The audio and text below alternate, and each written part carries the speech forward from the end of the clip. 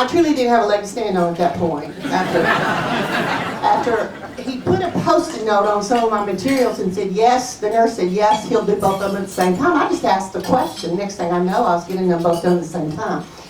Now, it wasn't so bad until I had to have gallbladder surgery 3 weeks after this double knee transplant here. Now, if you can look at my body, you know my legs start about right here.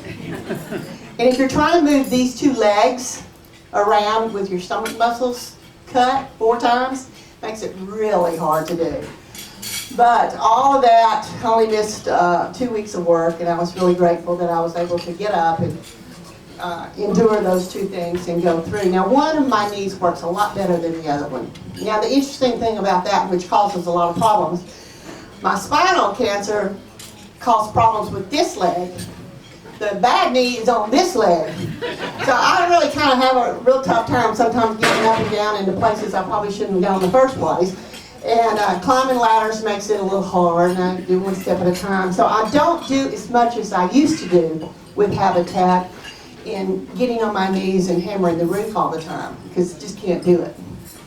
In fact, I don't get on my knees for anything. And someone said one of the survivors was on her knees for like 2 weeks or something, or a week, and I said, that would have been my first mistake, because I would have never been able to get on my knees. So that thought of her being on her knees for a week with all the rubble on top of her in Haiti just breaks my heart. While we're talking about Haiti, let me just share too that I think they do need our help. And I think what we're doing over there is the best we can do right now until they get a lot of stuff out of the way. And the pictures, and I get weekly or daily reports from Habitat. We have one of our board members, Chantal, that was a board member that lived in Port-au-Prince, and she was safe, and all of us were, just really felt blessed that she was able to report back and give us some reports. And she works about 14 to 16 hours a day trying to help in the only hospital that's left standing, the people that come in. And they have a lot of issues there. Habitat has had a presence in Haiti for about 26 years. And they had an office, they were moving into a new office, and both offices had been destroyed.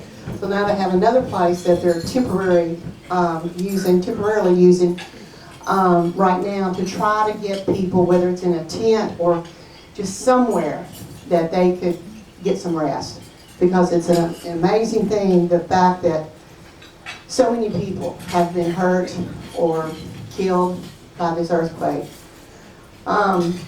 Yes, we're going to help there. Habitat will help there. Once Habitat took money for Katrina, which we did, we're not a disaster relief organization. But once you take money for one thing and to build houses there in the New Orleans area, in Louisiana, and Mississippi, then what keeps you from doing it for another one? And that's something that the board had to wrestle with, because once we started that, we were going to probably have to continue that. And so we will be doing something. CEO Jonathan Reckford is, I think, in Haiti right now. And it's not a place right now that a lot of us need to go to, but they can use our help in other ways, whether it be heavy equipment or money or whatever. So I encourage you to do that. After I did my knees, my husband decided he was going to do something really strange. And I've been married 36 years this May.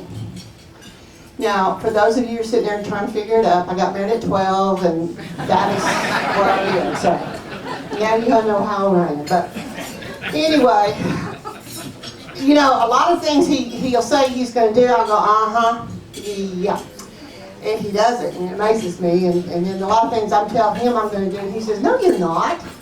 And it'll be something like, sleep out on the bridge with the homeless, or, jump out of a perfectly good airplane, or something like that. But he always tells me I've lost my mind, until he decided one day he was going to run for president of the United States.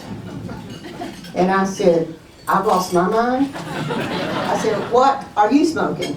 Because, are you kidding me?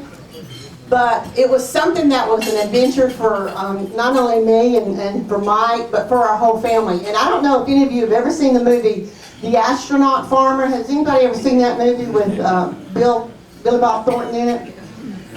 One scene where he's in there, he's talking to his father-in-law, and his father-in-law says this. He says, I couldn't even get my family to eat together, and you have your family dreaming together. And I watched that movie, and it just summed up our whole 2008, 2007 experience. Our family was dreaming together, and it was just an awesome experience. I wouldn't trade anything for that whole experience because it was very exciting. We had way too much fun. I don't think you're supposed to have that much fun, but we did. We had fun. The family was all involved. Everybody thought we were crazy, and that was too much fun too. And it was just a very rewarding experience. It's just too exciting. And one of the things that made it even more fun for me, because I'm one of these people that I believe you ought to have fun in everything you're doing.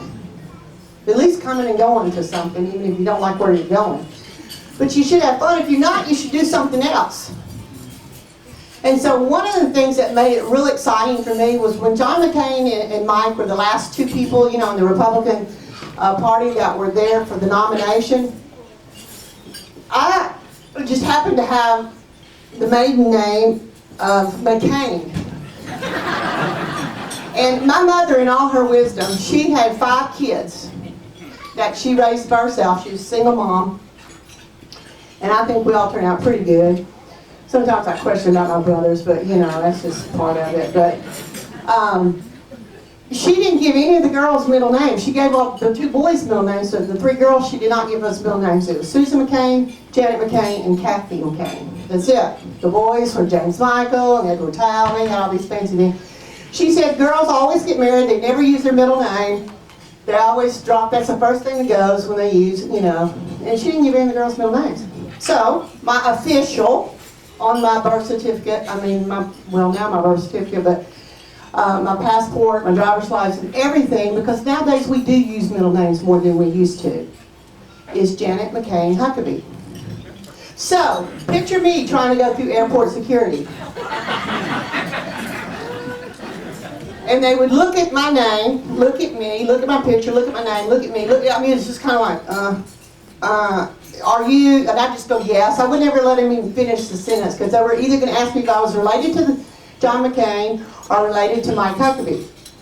Of course, I didn't think it was really true for either one, and I was most often going to find myself in a back room being, searched, but I said yes, and they go, no, really, who is it? I said, could be both. They go, no, really, are you related? I said, really, I don't know. I said, I'm married to Mike Huckabee. So then I'd go to security, and remember those knees? They're made out of that solid titanium. You don't think they set that alarm off every single time. So after they finally decided to let me go through, and then I'd buzz, it was just hysterical. I always had to take an extra 30 minutes to go somewhere just because I had to deal with security in that sense. But it was fun for me. I had a good time. And that's what we should do. I brought some tools with me tonight because I think it's real important that with Habitat you have your tool belt. And everybody has a tool belt. And mine just happens to be I think, kind of cute. It's got little flowers right here and a little glitter sequins. And the fun part about it is, look at my tools. Flowers, pink. Guys, do you have tools like this? No. Now this is just not an ordinary tape measure.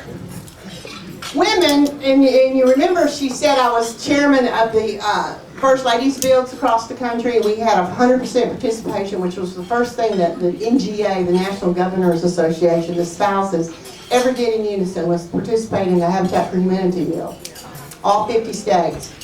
And the neat thing about it was I got to travel and help some of them, and they were women's bill, and we never, said men couldn't help us, but we tell them they had to wear a dress.